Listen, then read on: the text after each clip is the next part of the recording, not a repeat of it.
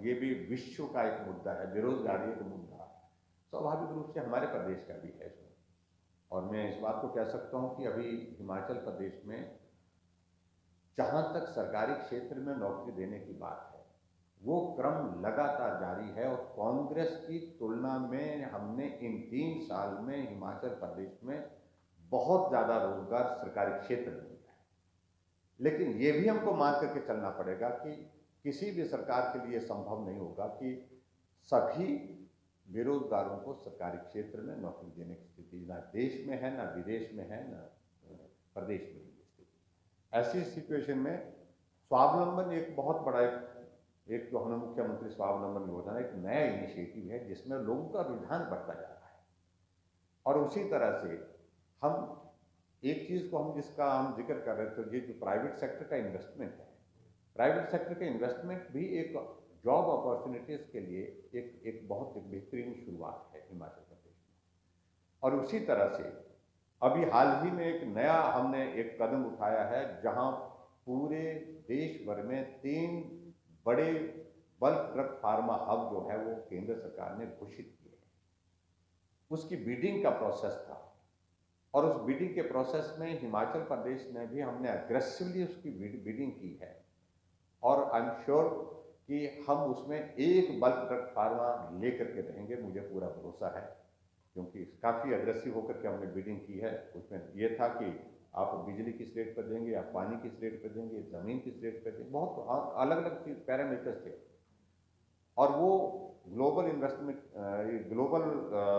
Investors meet का ही एक तरह का हमारा अगला पार्ट है।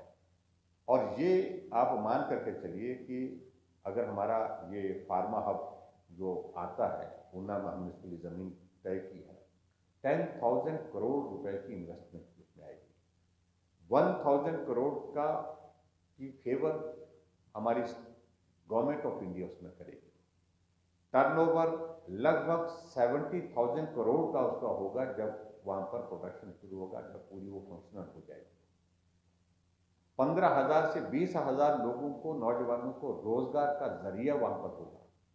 यानी कि आज तक के हिमाचल प्रदेश में बड़ा इन्वेस्टमेंट का सीधा अगर कोई बड़ा प्रोजेक्ट जिसको बोल सकते हैं वो ये आने वाला है। हम स्टिल होपफुल कि भी अभी बहुत जल्दी जो है उसकी घोषणा, क्योंकि उसकी वैल्यूएशन, उसकी कैलकुलेशन का प्रोसेस लगभग फाइनल स्टेज पर है। और हमें जानकारी जहाँ से जितनी कर मिली है उसके मुताबिक है हिमाचल उसमें बेटर प्लेस्ड है। और उसमें हमको एक फार्मा हब जो है ग्लोबल, ये जो बल्क ड्रग फार्मा हब जो है हिमाचल प्रदेश को मिलेगा, ऐसा पूरा भरोसा है। तो ये इस तरह के इनिशिएटिव जो है वो बेरोजगारी को टैकल करने के लिए ये हम करने की कोशिश कर रहे हैं। और मैं उम्मीद करता हूँ कि यही एक जरिया है आने वाले समय में भी, ताकि। और दूसरा ये है कि टूरिज्म हमारा बहुत बड़ा एक सेक्टर हिमाचल प्रदेश में रोजगार का है और उसमें कोविड के चलते बहुत प्रभावित हुआ है। अटल टनल रोहतांग एक बहुत बड़ा टूरिस्ट डेस्टिनेशन बनने जा रहा है। साउथ पोर्टल, नॉर्थ पोर्टल पर हमने उसका लिए प्लान किया है डेवलप करने के लिए।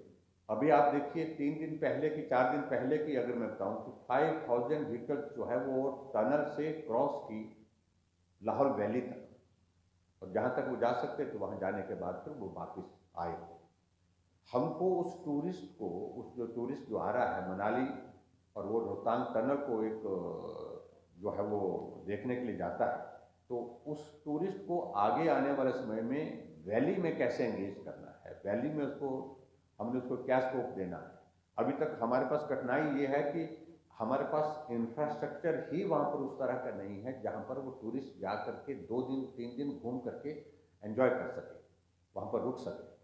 तो ऐसी सिचुएशन हम कर रहे हैं। उसमें होम स्टे के लिए हमने बड़े स्केल पर प्लान कर लिया है। और होम स्टे के साथ साथ में जो टेंटेड अकोमोडेशन हो सकती है,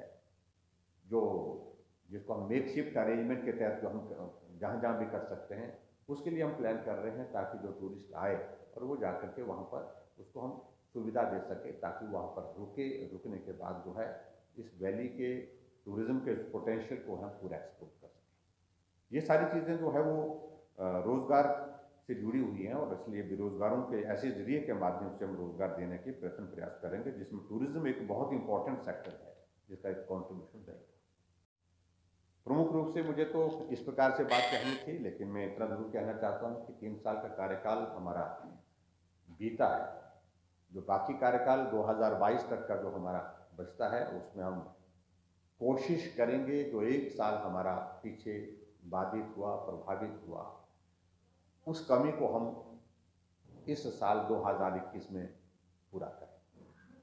जो प्रोजेक्ट्स हमारे प्रभावित हुए उनको गति देंगे, और हिमाचल प्रदेश में 2022 का जब दौर आएगा फिर लोगों के बीच में जाएंगे, और निश्चित रूप से हिमाचल प्रदेश में भारतीय जनता पार्टी की सरकार सत्ता में आएगी, और ये हो करके रहेगा, ये हम कर करके रहेंगे। इसलिए हम कह रहे हैं क्योंकि हिमाचल प्रदेश में जो पिछले कई दशकों से एक दौर चला है 5 साल का, तो इस दौर को हम समाप्त करना चाहते हैं, और मुझे पूरा भरोसा है निश्चित रूप से इसमें हम सफल होंगे। अभी जैसे ही ये पंचायत के चुनाव की आचार संहिता समाप्त होती है, उसके पश्चात हम हिमाचल प्रदेश में बहुत अग्रेसिवली जो है वो 3 साल के कार्य को लेकर के, केंद्र सरकार की योजनाओं को लेकर के, और उसके साथ साथ में पूरे हिमाचल के दौरा करने जा रहे हैं। और इसके लिए एक अभियान के रूप में हम 3 महीने के लिए, जिस प्रकार से हमने कहा है 27 दिसंबर को, एक अभियान के रूप में लोगों के बीच में जाकर के अपनी बात कहेंगे और विकास को गति देने के लिए काम करेंगे।